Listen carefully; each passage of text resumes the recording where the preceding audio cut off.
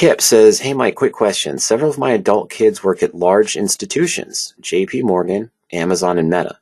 They receive stock as bonuses but cannot use options to hedge their positions. Restricted shares.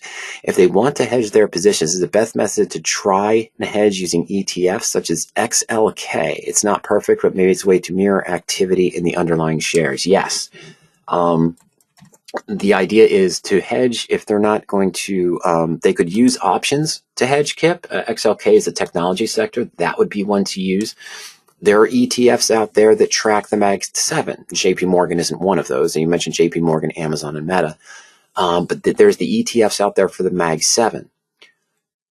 These days, any ETF that exists has what? It has a short ETF. It has an ultra long and short ETF, and it probably has a 3 times short an ETF. So what I mean by that is that if they didn't want to buy options to hedge these positions that they have, a decent hedge that they might use is buying shares of the short ETF, or maybe the ultra short ETF. All right, so when it drops, those ETFs increase in prices. So I'm not saying buying one for one, absolutely not. But you might have put in 2 to 3% of your portfolio, let's say, to hedge this larger portion of their restricted shares that they have, the restricted shares, but to hedge them in the case of a downdraft. You could buy the put options on those as well, say on XLK. And you could do the reverse, but you don't need to. But you could buy puts on XLK or on the ultras, but then you have to deal with the time value decay and things of that nature. With their restricted shares, if they're planning on just waiting for them long term and want to withstand maybe shorter hiccups in the market like we're seeing now in tech for Amazon and META, or we saw banking a little while ago with inflation, 6, 8, 10 months ago for JP Morgan, buy 2 to 3% of the portfolio on the short ETFs. It's an approach too, Kipp. It's something that they can consider as well. So XLK, technology sector spider. Let's just try to look that up. I don't know it off the top of my head. Technology sector. I'm not going to type in spider. That contains. That's all we need to do there, Kipp. So I'm going to run a search for this. Let's first trust NASDAQ. Oh, God, they didn't even come up with ours. Okay, so let's just do technology SPDR. Did I spell technology right? Oh, maybe not. Okay. Select sector. Okay. Maybe we should just do Spider ETF. What do you think? Let's try that. I might do Ultra. There we go. XLF. Okay, so we're there now. There's the financial is XLF, of course. There's XLK. It's got to have a short. Most of these will have a short as well. I just don't know. Let's try. Sorry.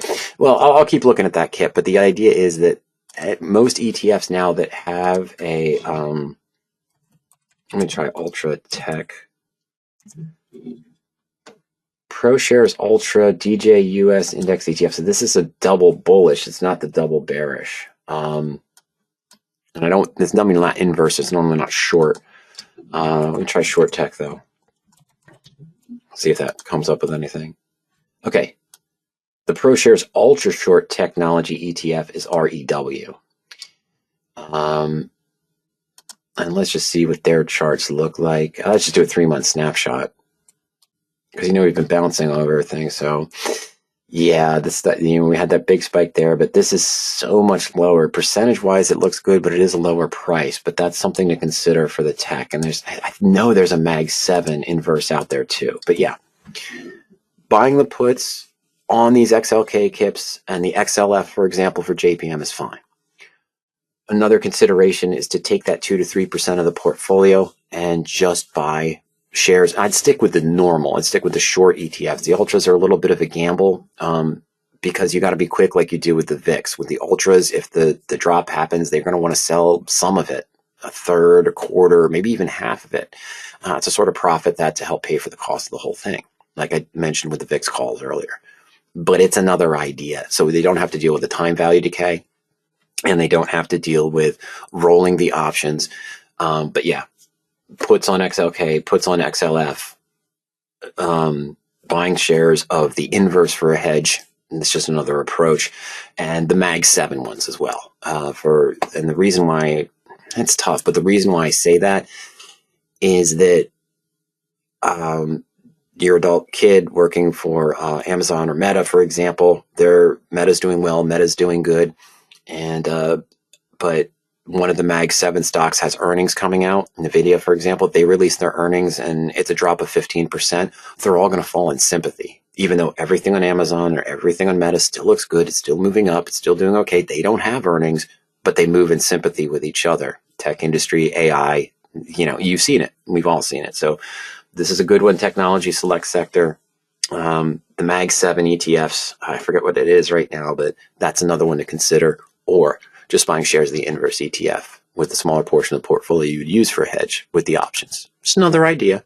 Usually I've found the options to work out a little bit better with the leverage, of course, as you can imagine, Kipp. But again, it's just, that's